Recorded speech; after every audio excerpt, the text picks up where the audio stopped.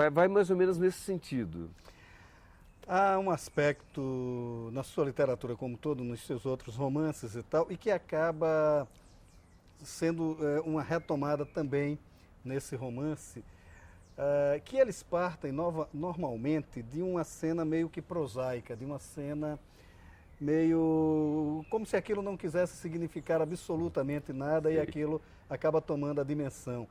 Você começa aqui com alguns homens ali em torno de um coreto, Isso, aquela coisa meio quase do que não vai acontecer absolutamente nada a partir daqui, e a partir daí a trama retoma, né? Como essa técnica de mais uma vez partindo da miudeza para construir o microfone.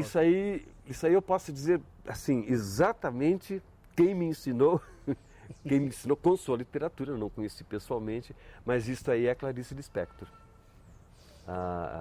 Eu aprendi esse modo de narrar, dando o início com alguma coisa secundária, para depois chegar ao tema principal. Isso aí em todos os livros da Clarice, os contos da Clarice são sempre assim. E a certa altura eu comecei a perceber isso nela. E eu disse, olha, está aí uma ideia genial. Uma ideia genial é para ser copiada, né? Então, então eu comecei a usar esse recurso. Começa assim, disfarçadamente. Então o leitor, quando ele pega, ele não sabe onde vai chegar. E é aquela outra coisa, aquilo lá do telling e showing, né? É sempre o showing, que é o mostrar, e o mostrar é sempre cena. Então, nunca parte de um panorama, de um comentário assim, de sentido genérico, de alguma coisa assim. Não, é sempre em cena. E é o tipo de início que a gente chama de ex abrupto, né? Que o leitor é jogado diretamente em alguma coisa acontecendo. O leitor não é jogado para uma reflexão, para uma descrição, para nada disto. Eu acho que é o modo mais moderno de se narrar, né? O leitor já entra direto na ação, na narrativa, e aos poucos é que ele vai então pegando os detalhes vão se acumulando, que vão dando as descrições necessárias, né? Apenas as necessárias, e as caracterizações em geral de espaço, de tempo, de personagens, mas aos poucos, nunca chegar a dizer assim, fulano de tal era alto, nada disso. Quer dizer, se uma descrição não estiver articulada com a ação, ela é desnecessária, né? Ela tem que estar sempre articulada com a ação. Só se descreve aquilo que é necessário descrever, para que a história tenha um sentido. Então, é mais ou menos por aí. E daí vem também a formação dos seus personagens, que eles, a aparência realmente pouco importa, ela nem é falada, em sua maioria das vezes, mas é interessante porque a característica da personalidade, isso é muito dito a partir das ações dele. Não que você chegue a dizer, não, esse é o mau caráter, esse é o bonzinho e tal, mas as ações, quer dizer, você vai construindo... Maurício, você percebeu uma coisa... Você percebeu uma coisa que é pensada, mas é pensada assim. Eu não escrevo uma página sem pensar isto. Jamais se diz ele é um bom homem. Isso estraga um texto. Porque isso aí é o julgamento do narrador, indiretamente, digamos, do autor. Quem tem que chegar à conclusão de que ele é um bom homem é o leitor. E para que o leitor chegue a essa conclusão e seja uma coisa convincente, eu tenho que mostrar o homem cometendo uma bondade. Então, dizer apenas ele é um bom homem, o leitor pode dizer, bom, eu não sei, eu tenho minhas dúvidas. Agora, se eu mostrar a personagem cometendo uma bondade, o próprio leitor vai chegar a essa conclusão sem eu dizer. E aí está aquela história, um dos grandes prazeres de toda a literatura é a descoberta. Então, na medida em que o leitor vai descobrindo, vai montando o texto, ou seja, o leitor acaba sendo um auxiliar na montagem do texto, nessa medida eu acho que ele vai sentindo prazer. Não há coisa mais aborrecida para mim como leitor, e olha que eu leio bastante, não há coisa mais aborrecida do que um autor que me diz tudo. Sabe? Ele não deixa nada para mim, ele não me deixa espaço onde eu possa criar alguma coisa. Ele dá tudo com os nomes, descreve tudo com as formas, e eu?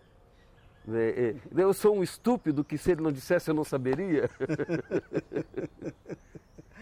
Daí o seu trabalho também com a paisagem, né? Que é interessante essa questão da ambientação na sua literatura, porque mesmo o Pouso do Campo, ele tem toda uma estruturação que a gente percebe de uma cidade pequena, mas ele não tem uma paisagem definida, né?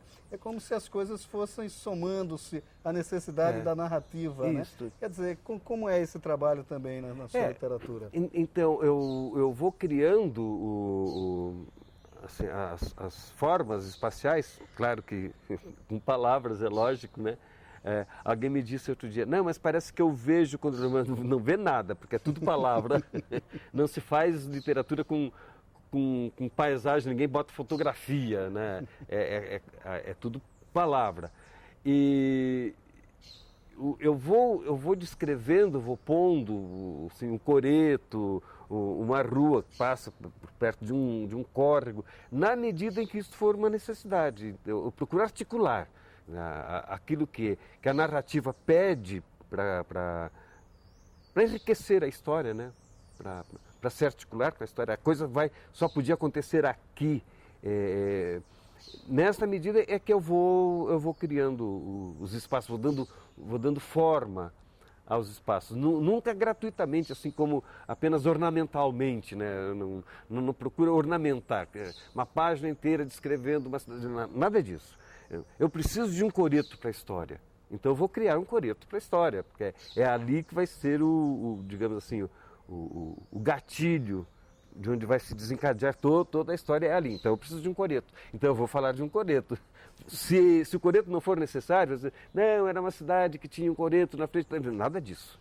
Aí é ornamento, né? Você jamais escreveria aquela página inicial do Inocência, do Tom, né? Jamais. Mas eu justifico. Eu justifico. O escritor do século XIX, ele precisava mostrar para as pessoas o que acontecia fora do ambiente das pessoas, que não existia televisão.